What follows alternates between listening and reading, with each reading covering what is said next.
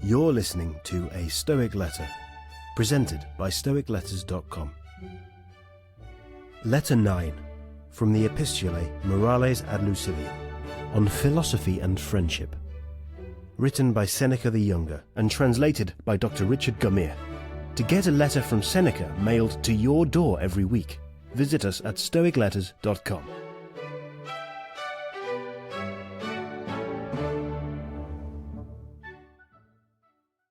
Greetings from Seneca to his friend Lucilius. You desire to know whether Epicurus is right when, in one of his letters, he rebukes those who hold that the wise man is self-sufficient, and for that reason does not stand in need of friendships. This is the objection raised by Epicurus against Stilbo and those who believe that the supreme good is a soul which is insensible to feeling.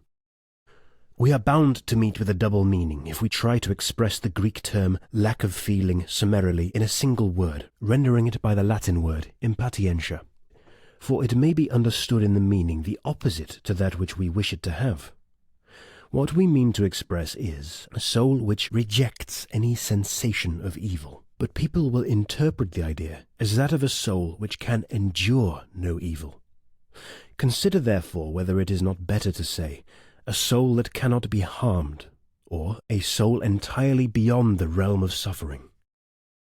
There is this difference between ourselves and the other school. Our ideal wise man feels his troubles but overcomes them. Their wise man does not even feel them. But we and they alike hold this idea, that the wise man is self-sufficient.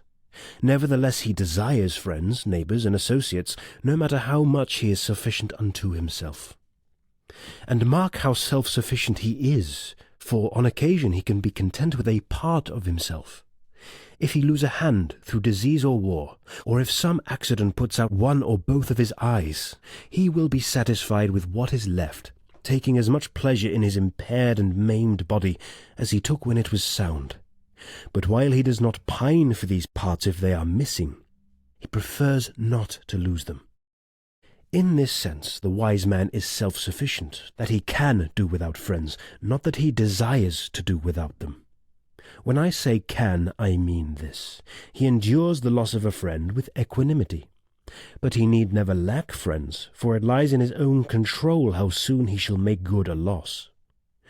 Just as Phidias, if he lose a statue, can straightway carve another, even so our master in the art of making friendships can fill the place of a friend he has lost. If you ask how one can make oneself a friend quickly, I will tell you, provided we are agreed that I may pay my debt at once and square the account, so far as this letter is concerned. Hecato says, I can show you a philter, compounded without drugs, herbs, or any witch's incantation. If you would be loved, love. Now, there is great pleasure, not only in maintaining old and established friendships, but also in beginning and acquiring new ones. There is the same difference between winning a new friend and having already won him, as there is between the farmer who sows and the farmer who reaps. The philosopher Attalus used to say, it is more pleasant to make than to keep a friend, as it is more pleasant to the artist to paint than to have finished painting.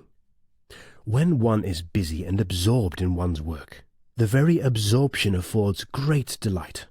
But when one has withdrawn one's hand from the completed masterpiece, the pleasure is not so keen. Henceforth it is the fruits of his art that he enjoys. It was the art itself that he enjoyed while he was painting. In the case of our children, their young manhood yields the more abundant fruits, but their infancy was sweeter. Let us now return to the question. The wise man, I say, self-sufficient though he be, nevertheless desires friends, if only for the purpose of practicing friendship, in order that his noble qualities may not lie dormant. Not, however, for the purpose mentioned by Epicurus in the letter quoted above, that there may be someone to sit by him when he is ill, to help him when he is in prison or in want, but that he may have someone by whose sickbed he himself may sit, someone a prisoner in hostile hands whom he himself may set free. He who regards himself only and enters upon friendship for this reason reckons wrongly. The end will be like the beginning. He has made friends with one who might assist him out of bondage. At the first rattle of the chain, such a friend will desert him. These are the so-called fair-weather friendships. One who is chosen for the sake of utility will be satisfactory only so long as he is useful. Hence, prosperous men are blockaded by troops of friends. But those who have failed stand amid vast loneliness, their friends fleeing from the very crisis which is to test their worth. Hence also we notice those many shameful cases of persons who, through fear, desert or betray. The beginning and the end cannot but harmonize. He who begins to be your friend because it pays will also cease because it pays. A man will be attracted by some reward offered in exchange for his friendship, if he be attracted by aught in friendship other than friendship itself. For what purpose, then, do I make a man my friend? In order to have someone for whom I may die, whom I may follow into exile, against whose death I may stake my own life, and pay the pledge too. The friendship which you portray is a bargain and not a friendship. It regards convenience only and looks to the results. Beyond question, the feeling of a lover has in it something akin to friendship. One might call it friendship run mad. But though this is true, does anyone love for the sake of gain, or promotion, or renown? Pure love, careless of all other things, kindles the soul with desire for the beautiful object, not without the hope of a return of the affection. What, then? Can a cause which is more honourable produce a passion that is base?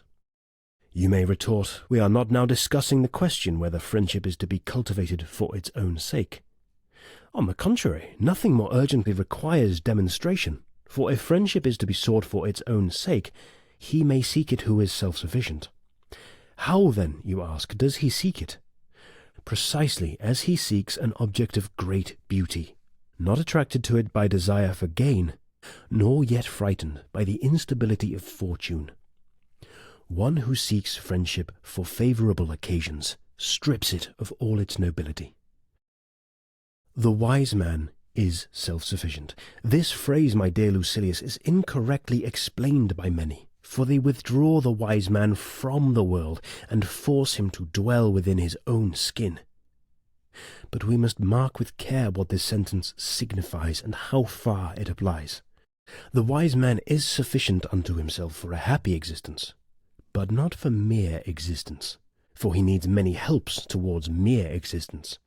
But for a happy existence, he needs only a sound and upright soul, one that despises fortune. I should also like to state to you one of the distinctions of Chrysippus, who declares that the wise man is in want of nothing, and yet needs many things. On the other hand, he says, nothing is needed by the fool, for he does not understand how to use anything, but he is in want of everything.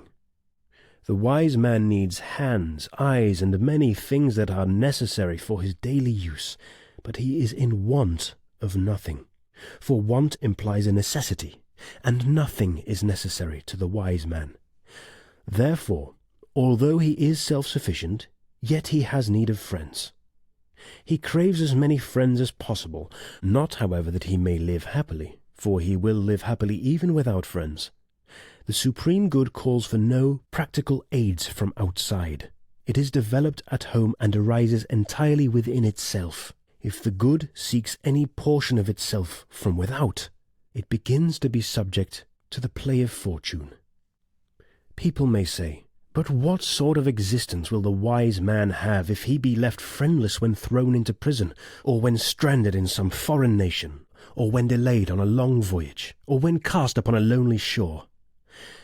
His life will be like that of Jupiter, who, amid the dissolution of the world, when the gods are confounded together, and nature rests for a space from her work, can retire into himself, and give himself over to his own thoughts. In some such way as this, the sage will act. He will retreat into himself, and live with himself. As long as he is allowed to order his affairs according to his judgment, he is self-sufficient, and marries a wife, he is self-sufficient, and brings up children, he is self-sufficient, and yet could not live if he had to live without the society of man. Natural promptings, and not his own selfish needs, draw him into friendships. For just as other things have for us an inherent attractiveness, so has friendship. As we hate solitude and crave society, as nature draws men to each other, so in this matter also there is an attraction which makes us desirous of friendship. Nevertheless, though the sage may love his friends dearly, often comparing them with himself and putting them ahead of himself, yet all the good will be limited to his own being, and he will speak the words which were spoken by the very Stilbo whom Epicurus criticizes in his letter. For Stilbo, after his country was captured, and his children and wife lost, as he emerged from the general desolation alone, and yet happy, spoke as follows to Demetrius, called sacker of cities because of the destruction he brought upon them, in answer to the question whether he had lost anything. I have all my goods with me. There is a brave and stout-hearted man for you. The enemy conquered, but Stilbo conquered his conqueror. I have lost nothing. He forced Demetrius to wonder whether he himself had conquered after all. My goods are all with me. In other words, he deemed nothing that might be taken from him to be a good. We marvel at certain animals because they can pass through fire and suffer no bodily harm. But how much more marvelous is a man who has marched forth, unhurt and unscathed, through fire and sword and devastation? Do you understand now how much easier it is to conquer a whole tribe than to conquer one man? This saying of Stilbo makes common ground with Stoicism. The Stoic also can carry his goods unimpaired through cities that have been burned to ashes, for he is self-sufficient. Such are the bounds which he sets to his own happiness. But you must not think that our school alone can utter noble words. Epicurus himself, the reviler of Stilbo, spoke similar language. Put it down to my credit, though I have already wiped out my debt for the present day. He says, whoever does not regard what he has as most ample wealth is unhappy, though he be master of the whole world. Or if the following seems to you a more suitable phrase, for we must try to render the meaning and not the mere words, a man may rule the world and still be unhappy if he does not feel that he is supremely happy. In order, however, that you may know that these sentiments are universal, suggested, of course, by nature, you will find in one of the comic poets this verse. Unblessed is he who thinks himself unblessed. For what does your condition matter if it is bad in your own eyes? You may say, what then, if yonder man, rich by base means, and yonder man, lord of many but slave of more, shall call themselves happy, will their own opinion make them happy? It matters not what one says, but what one feels. Also not how one feels on one particular day, but how one feels at all times. There is no reason, however, why you should fear that this great privilege will fall into unworthy hands. Only the wise man is pleased with his own. Folly is ever troubled with weariness of itself. Farewell. This has been a Stoic Letter. If you enjoyed this letter, subscribe in Apple Podcasts, Spotify, Castbox, or your favorite podcast app. A Stoic Letter is a presentation of stoicletters.com, a service which mails you one beautiful Stoic letter every week. If you'd like to explore Stoicism by mail, visit stoicletters.com and use code POD5, that's POD and the number 5, to save $5 on your first order.